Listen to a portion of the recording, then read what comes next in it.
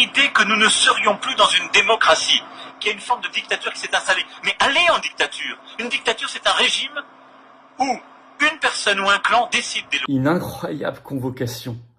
Tous les réseaux sociaux sont convoqués par le gouvernement macroniste lundi prochain pour s'expliquer. Il y aura même la police. Vous allez voir. Et on parle d'une démocratie. Mais là, je vous parle d'un événement inédit. Vous allez voir que le monde entier encore va parler du Macronistan. Parce que ça, c'est pas la France. Ça, c'est le Macronistan. Une attaque en règle contre la liberté d'expression avec même des méthodes policières. Je vais vous en parler dans cette vidéo au moment où les États-Unis menacent ceux qui censurent. Macron est dans le collimateur, l'Union européenne aussi, et où Pavel Durov, le patron de Telegram, balance encore plus sur lui, sur Macron. Je vous explique tout ça dans cette vidéo. Merci de la partager. Je parle de cette convocation annoncée par une dépêche AFP ce 30 mai au soir. C'est tout frais. Je cite le titre « Modération, : les réseaux sociaux Meta, Snapchat, TikTok, Twitch, YouTube, X, convoqués », le terme est mis entre guillemets parce que c'est le terme officiel du gouvernement, lundi, donc le 2 juin, par le gouvernement. Je vous cite un extrait de cette dépêche AFP. La réunion se tiendra lundi 2 juin à 14h30. On va suivre ça de près. Les plateformes X, YouTube, TikTok, Snapchat, Twitch et Meta, donc Meta c'est Facebook, Instagram, je crois WhatsApp, sont convoqués par le gouvernement, ainsi que plusieurs acteurs de la modération en ligne, ont annoncé ce vendredi les services de la ministre chargée de l'égalité entre les femmes et les hommes, Aurore Berger. Alors, je cite toujours la dépêche AFP, « Il y sera notamment question de leur obligation de modération et de la prolifération des discours de haine en ligne. » Tiens, le terme qui n'est jamais défini. Avec même des gens nommément ciblés. Est-ce que votre serviteur en fait partie? Je ne sais pas. Je vous cite la phrase. C'est un nouveau geste de défiance diplomatique. Attendez. Voilà, c'est ça. Pardon, j'avais de l'avance. Je cite. Les représentants des réseaux sociaux devront notamment s'expliquer face aux demandes de la ministre, notamment sur des influenceurs précis avec une note détaillée. Est-ce que les politiques seront également concernés? Et quant à leur devoir de vigilance et de leur obligation de modération vis-à-vis des contenus diffusés et parfois monétisés, précise le communiqué. Donc, ils veulent faire vraiment une opération d'intimidation et de censure par cette convocation avec des listes qui sont déjà définies de comptes et de chaînes dans le viseur, manifestement. Seront présents à cette réunion du gouvernement également l'ARCOM, ce qui n'est pas bon signe parce que l'ARCOM, dont nous voulons d'ailleurs la suppression patriote, vous le savez, on a fait plusieurs fois des manifestations pour la liberté d'expression au pied de l'ARCOM. L'ARCOM a été désigné dans le cadre du règlement européen DSA comme l'autorité nationale pour la France de régulation, et même présence de la DGPN, Direction Générale de la Police Nationale. Donc on est vraiment dans une opération policière.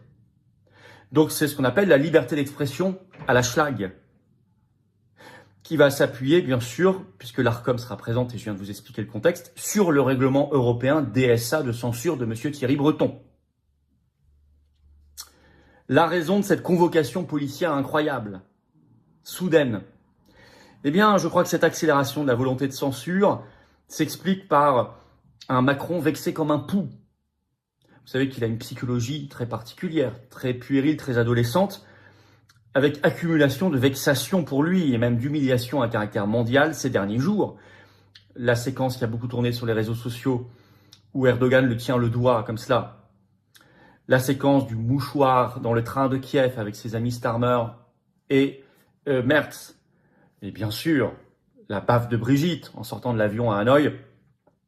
On pourrait y ajouter d'autres, mais ça, ce sont les plus récentes. Et je parle de celle-là parce que lui-même y a fait référence dans son explication très agacée, très énervée après la baffe de Brigitte. Il avait dit les maboules et les fadas, et il a fait la liste. Erdogan, le mouchoir, la baffe, etc.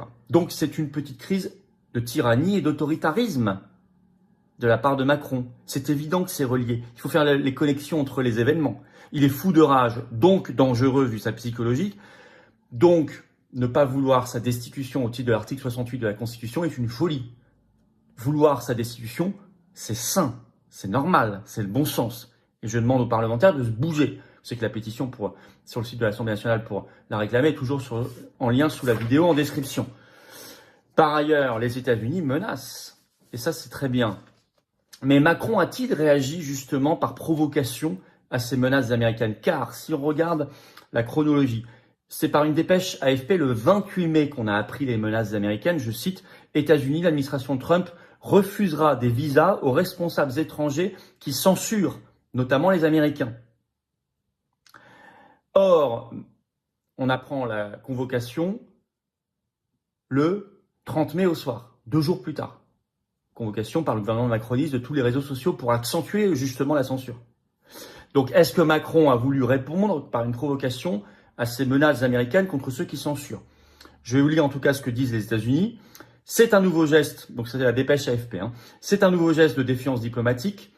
Ce 28 mai, l'administration de Donald Trump a annoncé une nouvelle politique de restriction de visa visant les responsables étrangers accusés de censurer les citoyens américains sur les réseaux sociaux. On y est, parce que si vous censurez les réseaux sociaux, vous allez censurer notamment les Américains. Cette initiative marque une escalade dans la défense de la liberté d'expression en ligne. Drôle d'expression de la part de l'AFP. Marque une escalade dans la défense de la liberté d'expression en ligne. Normalement, une escalade, c'est plutôt suivi de quelque chose de négatif derrière. Et là, c'est une escalade dans la défense de la liberté d'expression en ligne. Remarquez comme il y a une stratégie de manipulation par les mots, là. On vous présente la défense de la liberté d'expression en ligne comme quelque chose de négatif, puisqu'on dit une escalade. Vous avez compris? Donc, que les États-Unis considèrent comme un droit fondamental, pas nous. Eux considèrent bien sûr la liberté d'expression comme un droit fondamental, mais pas nous, donc. D'après la dépêche AFP, c'est pas clair. Y compris au-delà de leurs frontières. Le secrétaire d'État américain Marco Rubio a déclaré que cette mesure s'adressait à ceux qui se rendent complices de la censure.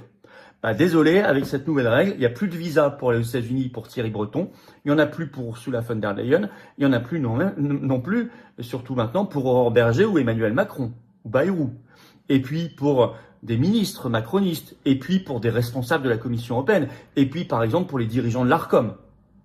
Il faut être cohérent. Alors, est-ce que ça a agacé Macron, qui fait sa petite provocation avec cette convocation lunaire de tous les réseaux sociaux pour une censure avec la police ce 2 juin? En tout cas, le patron de Telegram, Pavel Durov, balance tout.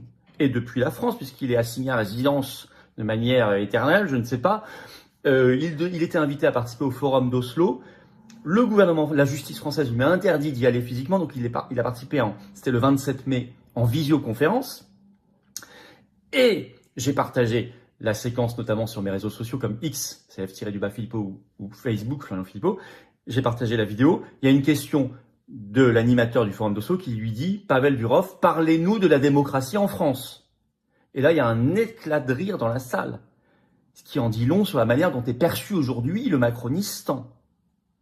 Et lui, il répond « Ouf !» et rires abondants du public. Et là, il réitère ses accusations contre le patron de la DGSE par rapport à l'ingérence en Roumanie, par rapport aux ingérences macronistes dans l'élection présidentielle roumaine. Il balance tout à nouveau.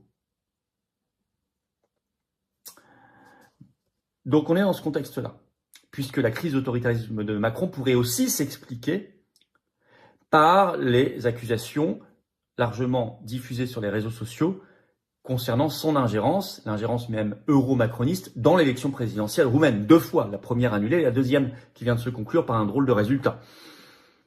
Un résultat surprenant. Donc on sent qu'il y a une petite panique peut-être à l'Élysée.